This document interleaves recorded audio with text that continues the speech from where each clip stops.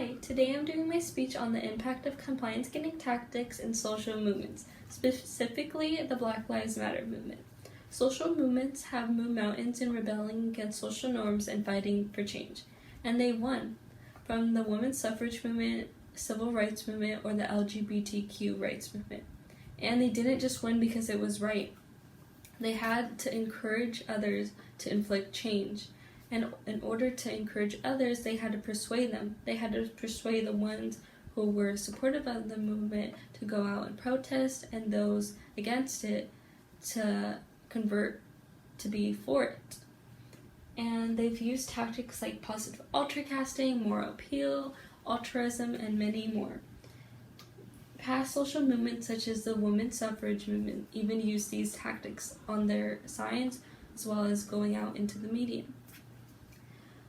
For one example is, no self-respecting woman should wish or work for the success of a party that ignores her sex.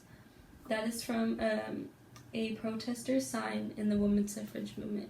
And to follow along with this, Greenberg and Page in The Struggle for Democracy 2016 stated, social movements are able to convince many by no longer silencing themselves and encouraging them to venture into political life by petitioning and going out into council movements and talking about what they believe and fighting for their rights.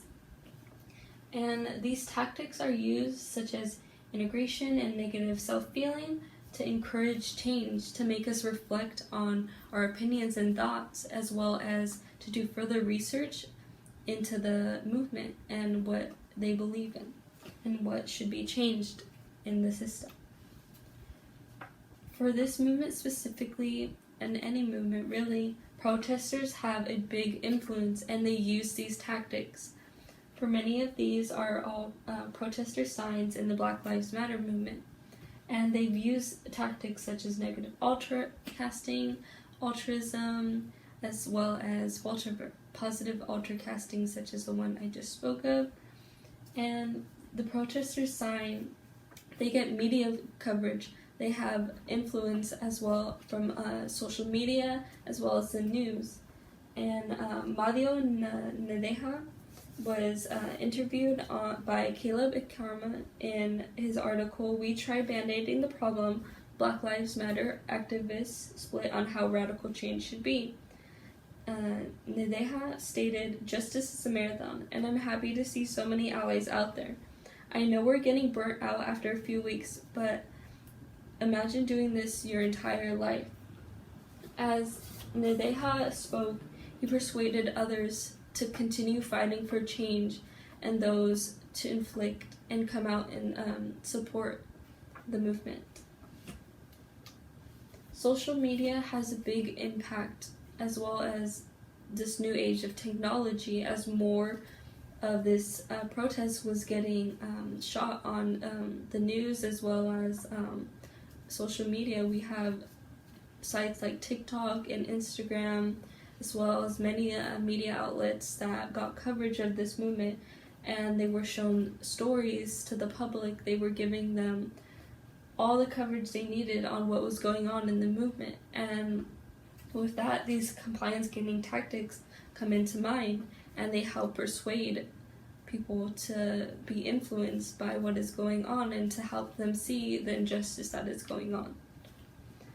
Face-to-face communication comes in mind in how public and mass communication all need to be there in a movement in order to be successful. To go on to the social media part, two tactics that I've seen on social media that were very impactful were, one, moral appeal and negative ultracasting. And those really help people reflect on their own opinions and to do further research into the injustice in our system. And to go off of that, one for the negative for the moral appeal was how they compared how many would be quick to help protect, abuse, and neglect animals, but if it were a Black person, they go silent. For the next, it's negative ultracasting. We have a post from @Change on Instagram of a protester's sign at the Black Lives Matter protests. Judging a demonstration by its most violent participants, but not judging a police force by its most violent cops, is the language of the oppressor. And for those two posts, those really make the public think. They make them reflect on what is going on. They give them a perception of the other side and what they are going through, and make them realize what is actually going on. And for all of this, for all these tactics, the compliance getting tactics, they make us think about our own opinions. They help us do research.